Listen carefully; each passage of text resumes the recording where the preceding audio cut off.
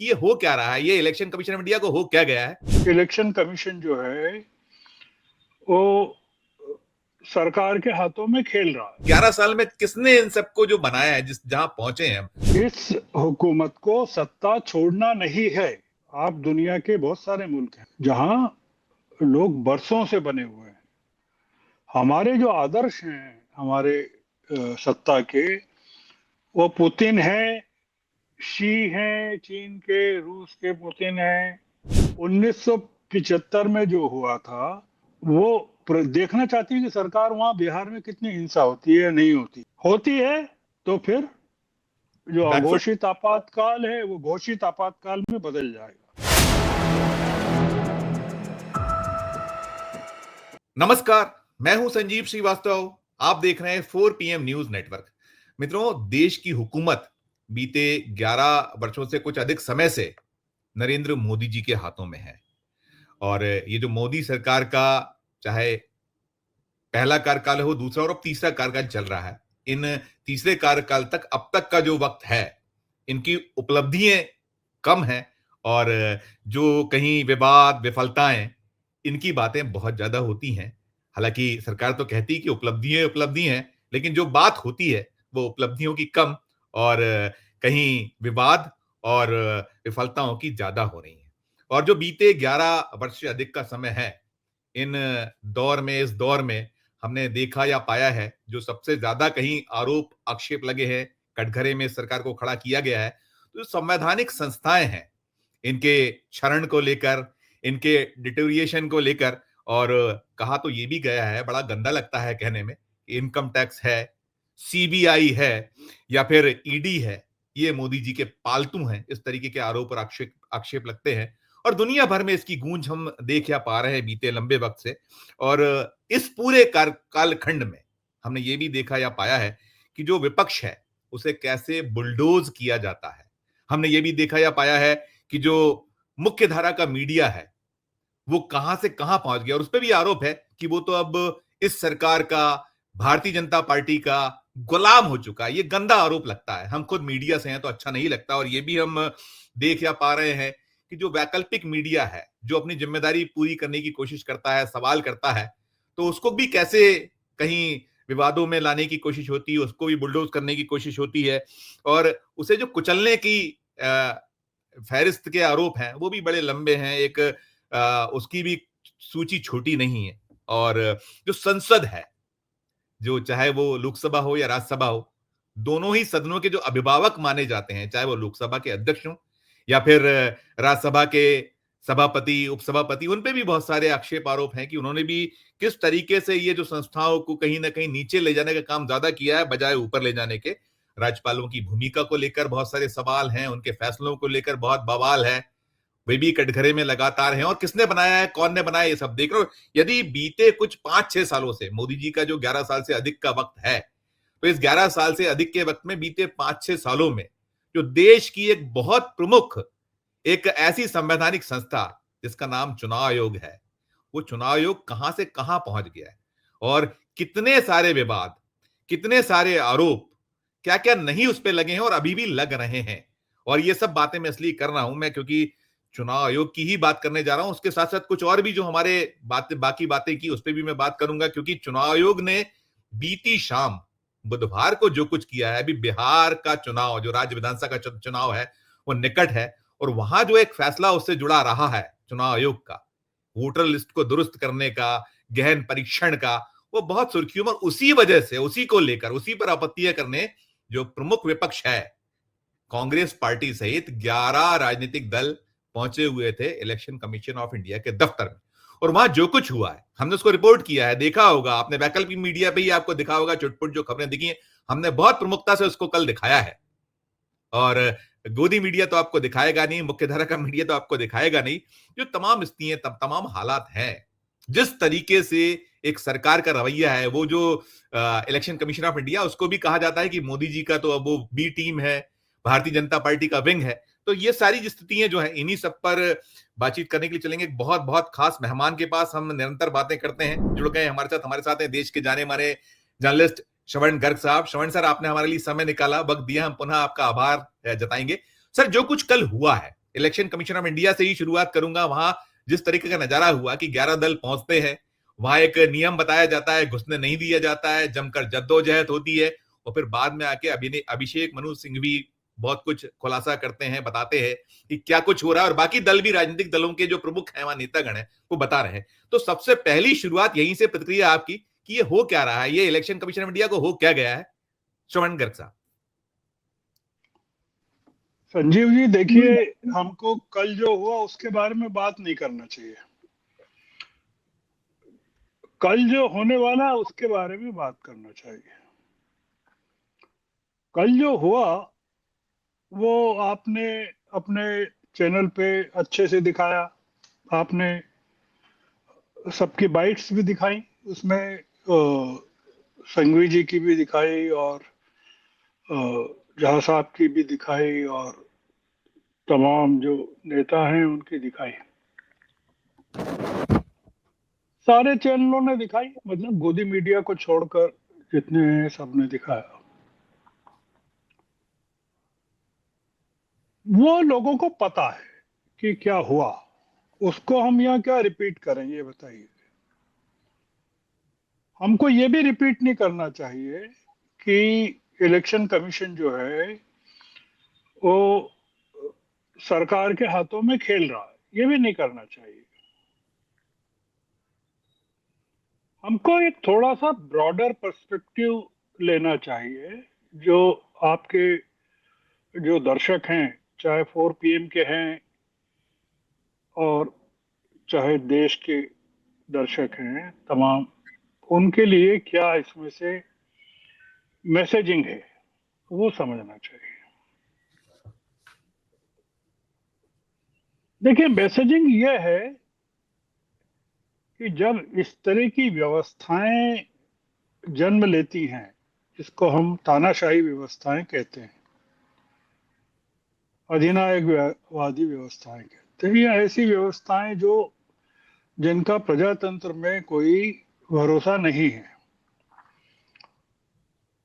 ऐसी व्यवस्थाएं तब बनती हैं जब उन व्यवस्थाओं का को ये लग जाता है कि उसने जनता का यकीन खो दिया है, मतलब जनता का विश्वास खत्म हो गया है, तो वो ऐसी व्यवस्थाएं बनती है।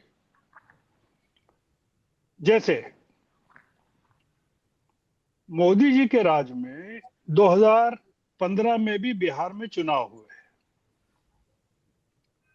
मैं उसके पहले की बात नहीं कर रहा हूं, 2010 की नहीं कर रहा हूं, 2015 में भी हुए, 2020 में भी हुए। ये जो व्यवस्था है दिल्ली में, सरकार है, उसको 2015 और 2020 में ऐसा नहीं लगा कि अब जमीन उसके पैरों के नीचे से खसक गई है, तो उन्होंने ये जो काम चल रहा है बिहार में वो तब नहीं करवाया। अगर आपको यही जी। लगता है, इंटेंसिव जो रिवीजन आप करवा रहे हैं,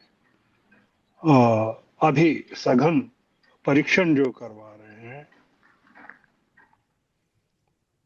वो आपने पहले नहीं करवाया। आप अभी आपने सब ये सब 25 दिन में, जैसा कल सब लोग कह रहे थे, मनोज झा भी कह रहे थे और तमाम लोग कह रहे थे,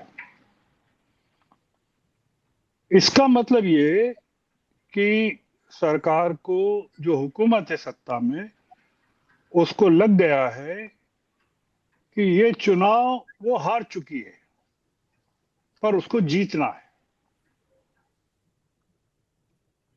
तो जीतने का ये एक प्रयोग है कि जो काम पहले नहीं किया, किसी जगह नहीं किया, अब यहां कर रहे हैं। इसका दूसरा पॉइंट ये है कि यहां अगर सफल हो गया तो फिर देश भर में सफल होगा, क्योंकि बिहार प्रयोगशाला है क्रांति की।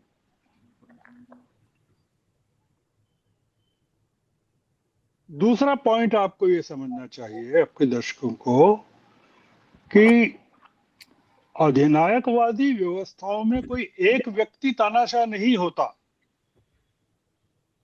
आप और हम अगर ये मानते हैं कि मोदी जी तानाशाह हैं तो गलत मान रहे हैं। मोदी जी नहीं, पूरी व्यवस्था को तानाशाह बनना पड़ता है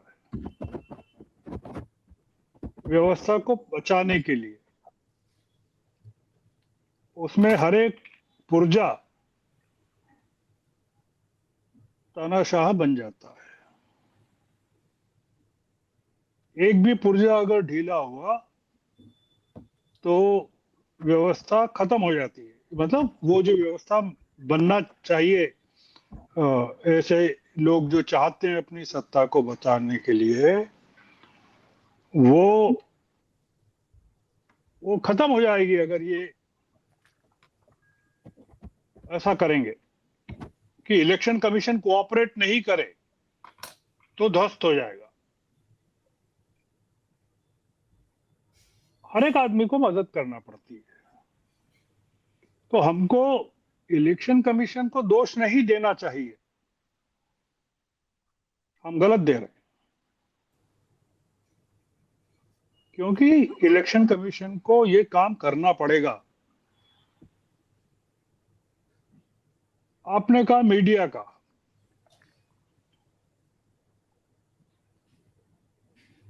आप रोज कहते हैं मीडिया को लेकर, आप बताते हैं गोदी मीडिया ने क्या किया नहीं किया। आप विदेश यात्रा पर जाएं, से भी अंतर्राष्ट्रीय हवाई अड्डों पर जब जाते हैं और आते हैं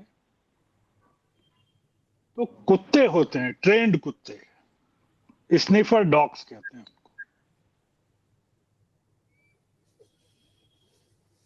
वो स्निफर डॉग्स जो हैं उनकी ट्रेनिंग होती है बड़ी, कि क्या सूंघना है। बढ़िया। और वो चीज वही सूंघते हैं वो। और इसीलिए हवाई अड्डे पर सबसे ज्यादा सामान पकड़ाया जाता है। ये जो मीडिया है सरकार के कुत्तों का काम कर रहा है, स्निफर डॉग्स का। इनकी गलती नहीं है।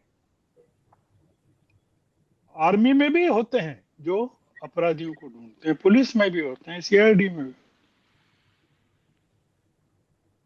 इन लोगों को ट्रेंड किया है कि आपको किस चीज को पकड़ना है, किस चीज को छोड़ना है।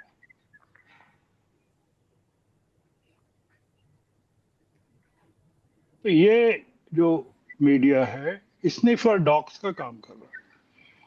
इनको पता है कि क्या चीज कस्टम से बाहर जाना चाहिए और क्या कस्टम से अंदर आना चाहिए, क्या पकड़ाना है। हमको मीडिया को भी दोष नहीं देना चाहिए। मीडिया भी इलेक्शन कमीशन ही है। मैंने क्या कहा कि अधिनायकवादी व्यवस्थाओं में या अधिनायकवादी व्यवस्थाएं जब बनने लगती हैं या प्रजातांत्रिक व्यवस्थाएं जब असुरक्षित महसूस करती हैं और उनको अधिनायकवाद स्वीकार करना पड़ता है सत्ता को बचाने के लिए, तब सब लोग सहयोग करते हैं उसमें। जैसे प्रजातांत्रिक व्यवस्थाओं में सब लोग सहयोग करते हैं वैसे अधिनायकवादी व्यवस्थाओं में भी करते हैं। बिल्कुल। ये जो बीजेपी है इसके इसमें अधिकतर जो लोग हैं बिहार के जो सांसद हैं, नेता हैं, जिसमें जेडीयू के भी हैं, वो सब 1974 की जयप्रकाश जी की के आंदोलन में सक्रिय भागीदारी थी अधिनायकवाद के खिलाफ। जी। अब वो अधिनायकवाद के पक्ष में खड़े हैं, क्योंकि अगर वो नहीं खड़े होंगे तो उनको भी फांसी दे दी जाएगी। फांसी का मतलब है राजनीतिक सजा। यस, यस सर, फांसी का यस। मतलब, एग्री, एग्री, एग्री। तो इसलिए हम जो बात कर रहे हैं वो ये कर रहे हैं कि इलेक्शन कमीशन ने ऐसा कैसे किया कि 11 दल के लोग पहुंचे, उनको गेट पे उनके साथ हुज्जत की, बताया कि आप जा सकते हैं, आप नहीं जा सकते हैं, दो ही लोग जा सकते हैं, एक दल के अध्यक्ष या प्रमुख जा सकता है। पवन खेड़ा और जयराम रमेश और तमाम लोग 2.5 घंटे तक बैठे रहे बाहर। ये तो होगा, ये चीफ इलेक्शन कमीशन नहीं कर रहा है। आपको लोगों को गलत जानकारी दे रहे हैं। ये जो इलेक्शन कमीशन है, उसको पता है कि इस समय क्या करना है। उनकी कोई गलती नहीं है चीफ इलेक्शन कमिश्नर की। सर सर सर सर हम क्या करते हैं कि वो जैसे आमतौर से होता है कि वो गोदी मीडिया में जो एंकर होता है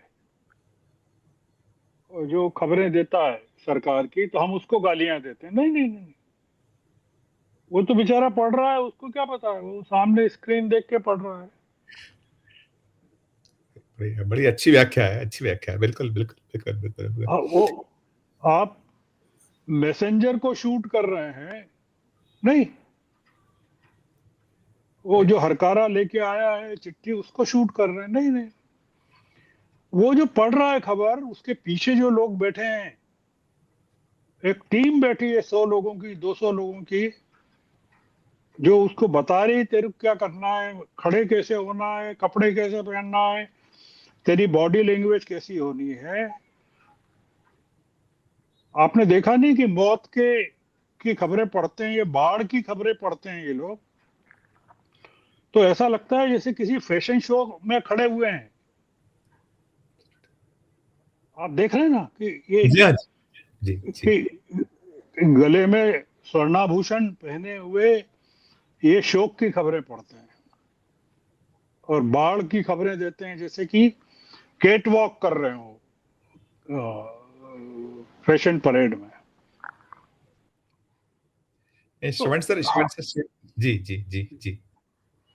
आपने नहीं, आप आपने बताओ। आपने नहीं, आपने कहा कि आज की बात ना करें या कल की बात ना करें, आने वाले कल की बात करें। तो आपने बहुत कुछ खोल के रख दी कि हम कहाँ आके खड़े हैं। और हम मैंने तो अपने जो ओपनिंग मेरा वो था, व्याख्या रिमार्क था, या मैंने जो ओपनिंग की उसमें कहा कि 11 साल में किसने इन सबको जो बनाया है, जिस जहां पहुंचे हैं हम। तो जो कल जो आने वाला है, तो हम जहां आके खड़े हो गए, वो कल कितना और भयावह होने वाला है, श्रवण सर। नहीं नहीं नहीं, वही है ये कि ये 2029 की तैयारी है। इस हुकूमत को सत्ता छोड़ना नहीं है। आप दुनिया के बहुत सारे मुल्क हैं, मैं नाम नहीं लेना चाहता, जहां लोग बरसों से बने हुए हैं। हमारे जो आदर्श हैं हमारे सत्ता के, वो पुतिन है, शी हैं चीन के, रूस के पुतिन हैं, बहुत बेलारूस के शासक हैं,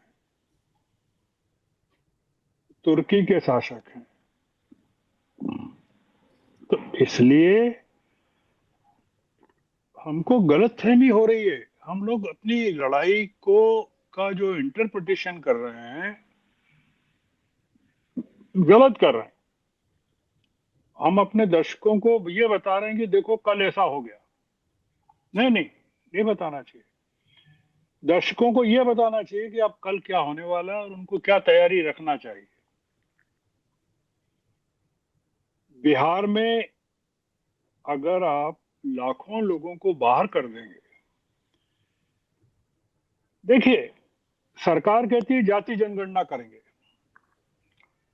जाति जनगणना करेंगे का मतलब है कि जो गरीब, पिछड़े, दलित, वंचित, मुसलमान, डिप्राइव्ड कम्युनिटी के लोग हैं, उनकी गिनती करके उनको उनका हक देंगे। आपने प्रॉमिस किया। प्रॉमिस कब किया? पहलगाम हमले के बाद, ऑपरेशन सिंदूर वगैरह हुआ, उसके पहले जब भागवत गए मिलने प्रधानमंत्री के निवास पर, जो political committee, cabinet committee on political affairs की मीटिंग हुई, उसके बाद उसमें घोषणा हुई कि हम जाति जनगणना, बिहार में आप जो कर रहे हैं जाति जनगणना को ध्वस्त कर रहे हैं। आप कह रहे हैं कि गरीबों को, वंचितों को, पिछड़ों को न्याय देंगे, आप उन सबको बाहर कर रहे हैं वोटर लिस्ट से।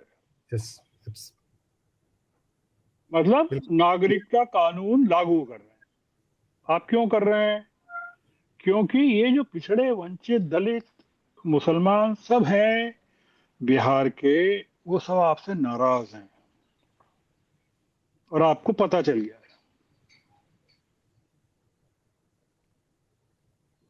आपकी जो कल चर्चा सुनी मैंने और भी लोगों की, किसी ने नाम नहीं लिया कि नीतीश कुमार विपक्ष के साथ कितनी बड़ी गद्दारी कर रहे हैं।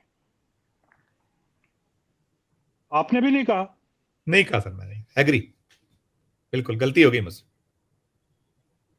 जो आदमी जो आदमी जिसने जाति जनगणना की थी अपने तेजस्वी के साथ मिलके, वो आंखों के सामने देख रहा है कि लाखों लोगों को जिनको उसने जनगणना में बताया कि इनका बहुमत है प्रदेश में, उन सबको बाहर कर रही है हुकूमत, और वो चुप है। चिराग पासवान चुप है, प्रशांत किशोर चुप है, मांझी चुप है, जीतन राम मांझी चुप है। मांझी चुप है, उपेंद्र कुशवाहा चुप है। जी जी जी जी जी। तो इतिहास जो है, मैंने आपको जो कहा कि ये केवल मोदी जी को दोष देने से काम नहीं चलेगा। ये मोदी जी के लिए जो पूरा सिस्टम काम कर रहा है, पूरी व्यवस्था जो काम कर रही है, वो बचा रही है। तो इसलिए ये बिहार में, अगर ये जो मनोज झा कह रहे थे, आप जो जी आपने हाँ। बाइट सुनाई, जी जी। उन्होंने जो इशारा किया कि ये हो जाएगा, वो हो जाएगा, यही कहा ना उन्होंने। ने कहा था दीवार पे लिखी इबारत को समझ लीजिए। और आपने श्रवण सर जो बात कही आपने कि यही बिहार जो क्रांति का द्योतक है, जिसने कहा था सियासन खाली करो कि जनता आती है, और उसने दिखा दिया था, तो वो उनका जो लिखी हुई इबारत का जो इशारा है, क्या कहिएगा उसको, कहीं वही और बढ़ रहा है देश? हाँ, सरकार चाहती है कि वो हो जाए। 1975 में जो हुआ था, वो देखना चाहती है कि सरकार वहां बिहार में कितनी हिंसा होती है या नहीं होती है। होती है तो फिर जो बैकफुट। अघोषित आपातकाल है वो घोषित आपातकाल में बदल जाएगा। ओके। सरकार को प्रतीक्षा है कि आप करके तो दिखाओ क्या करते हो। सर।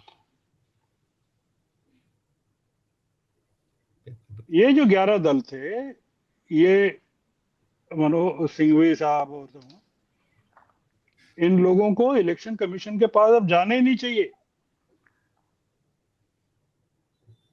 क्योंकि इलेक्शन कमीशन कुछ करेगा ही नहीं।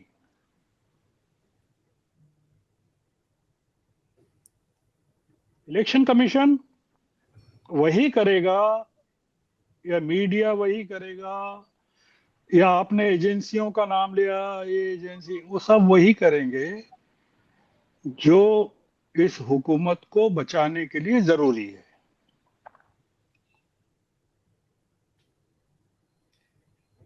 आप लेकिन श्रवण सर। सीबीआई बोल, जी जी, ईडी नहीं आप। बोल रही है। जी जी जी जी जी। तो इसलिए जो बहस होना चाहिए वो वो वो ये कि हम कहा किस तरफ बढ़ रहे हैं, जी सर, जी सर, जी सर, मैं और यही पूछ। और और उसका जो विरोध है वो कितने खतरों से बड़ा भरा हुआ है। Sir sir sir. ये कोई अ, सरकार भी जुमलेबाजी कर रही है और हम भी जुमलेबाजी में फंस गए हैं। ये वो नहीं है कि ये क्या हुआ और ऐसा किया और ऐसा किया। नहीं नहीं, ये तो करेंगे, करना ही है उनको। इलेक्शन कमीशन क्या करेंगे? आपको बुला के समोसे खिलाएंगे, वो कहेंगे अरे बताइए क्या करना है। और आप जैसा कहते हैं वैसा कर देते हैं, ऐसा कहेंगे क्या? सर सर सर सर क्या नहीं, इसी के लिए श्रवण चुना सर, श्रवण सर, तानाशाही तो बहुत चलती नहीं है, ठीक है, आप बोलो ठीक है, अब हमारा वो मैं जी, जी, मैं आपने तानाशाही सुनिए, की जी। मैं कोई कमेंट नहीं कर रहा हूँ तानाशाही चलती है नहीं चलती है। दुनिया भर के मुल्कों में चल रही है, बरसों से चल रही है। कई मुल्क हैं जहाँ चल रही है। इसलिए हमको गलत फहमी में नहीं रहना चाहिए कि तानाशाही के अलग अलग रूप होते हैं। वो कोई ऐसा ही नहीं है कि जो तानाशाही को लेकर हमारे मन में कल्पना वही तानाशाही होती है, नहीं। कोई एक सॉफ्ट डिक्टेटरशिप भी होती है। सर सर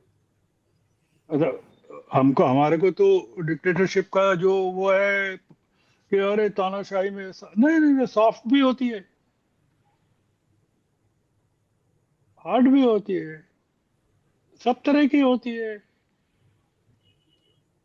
तो इसलिए अगर कोई तय कर ले कि हमको तो छोड़ना ही नहीं किसी हाल में सत्ता, क्योंकि अगर छोड़ दी, अच्छा सोचिए कि चुनाव आयोग कोऑपरेट कर दे विपक्ष से और विपक्ष जीत जाए, हार जाए, सत्ता हार जाए, और चुनाव आयोग डेमोक्रेटिक हो जाए और मदद कर दे, तो ये हुकूमत ही चली जाए, तो आप क्या समझते हैं कि ये चीफ इलेक्शन कमिश्नर है, इसको कौन छोड़ेगा? या इलेक्शन कमीशन को कौन छोड़ेगा? या मीडिया को कौन छोड़ेगा? आप बताइए, कोई छोड़ेगा? नहीं नहीं, तो फिर नहीं, श्रवण सर, श्रवण सर, आपने एक बहुत ऐसी बात कही है जो पहली बार शायद हम इतनी, आप बहुत खुलकर बोलते हैं, स्पष्ट बोलते हैं और बहुत तीखा बोलते हैं। आपने बहुत तीखी एक टिप्पणी जो की, स्नीफर डॉग, जो गोदी मीडिया, मोदी मीडिया को, तो इलेक्शन कमीशन ऑफ इंडिया के लिए क्या टर्म यूज किया है जैसा वो है? बाकी तो है सीबीआई और तो तोते या जो जो कहा गया, लेकिन आज की तारीख में इलेक्शन कमीशन ऑफ इंडिया को आप क्या कहिएगा सर? नहीं, नहीं, मैं कोई नाम नहीं देना चाहता। मैं तो केवल ये कहना चाहता हूँ इलेक्शन कमीशन ऑफ इंडिया वही कर रहा है जो उसको कहा गया है, और वो काम नहीं करेगा तो ये हुकूमत गिर जाएगी। तो इसलिए जब बहुत सारे लोग, सब लोग तय कर लेते हैं कि उस हुकूमत को बचाना है, तो फिर सारे लोग मदद करते हैं। जैसे कोई आदमी डूब रहा है तालाब में या नदी में, तो सारे लोग उसको बचाने के लिए दौड़ पड़ते हैं। कई बार ऐसा भी होता है कि एक आदमी गिर गया, उसको बचाने के लिए चार लोग कूदे और वो भी बेचारे डूब जाते हैं। वो डेमोक्रेसी होती है। डिक्टेटरशिप में ये होता है कि सारे लोग उसको बचाने के लिए, जैसे डूबते को बचाने के लिए लोग भिड़ते हैं, पूरी व्यवस्था। जैसे आप कल्पना करें कि एक बोरवेल में बच्चा गिर जाए, तो कैसे पूरी की पूरी मशीनरी लग जाती है।